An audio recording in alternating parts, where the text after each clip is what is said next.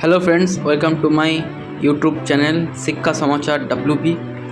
তো আজকে আমি যে বিষয়ে ভিডিও তৈরি করছি সেটা হচ্ছে ANM GNM 2025-এর ফর্ম ফিল আপ কবে থেকে শুরু হবে।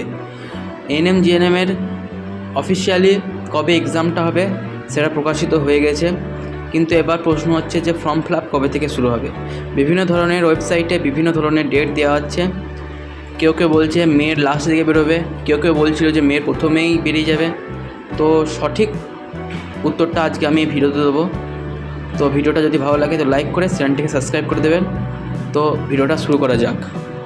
ANM GNM পরীক্ষাটা কন্ডাক্ট করায় WBJEE বোর্ড, মানে হচ্ছে West Bengal joint entrance board.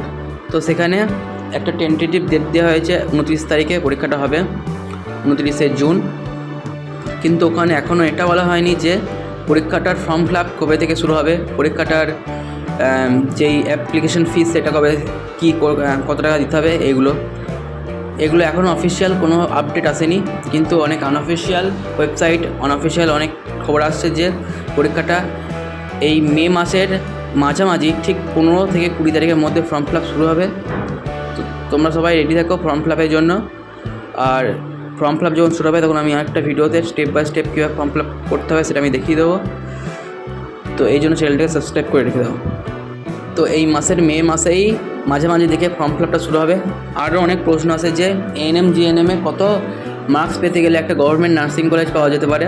তো আমি একটা অ্যাপ্রক্সিমেট 2024 সালে কাট অফ অনুযায়ী একটা যদি বলি, তুমি যে কাজটাই হও না কেন মিনিমাম 78 থেকে 80 মার্কস যদি তুমি পাও তাহলে তোমার ANM GNM-এর ক্লিয়ার হয়ে যাবে একটা গভর্নমেন্ট কলেজ, সেটা তুমি ক্র্যাক করে ফেলবে। এর নিচে পেলে প্রাইভেট কলেজ পাবে, কিন্তু 78 থেকে 80 পেলেই তুমি একটা গভর্নমেন্ট কলেজ ক্র্যাক করে যাবে। এটা 2024-এর কাট অফ বোঝা গেল। তো এইটাই ছিল আজকের ভিডিওতে।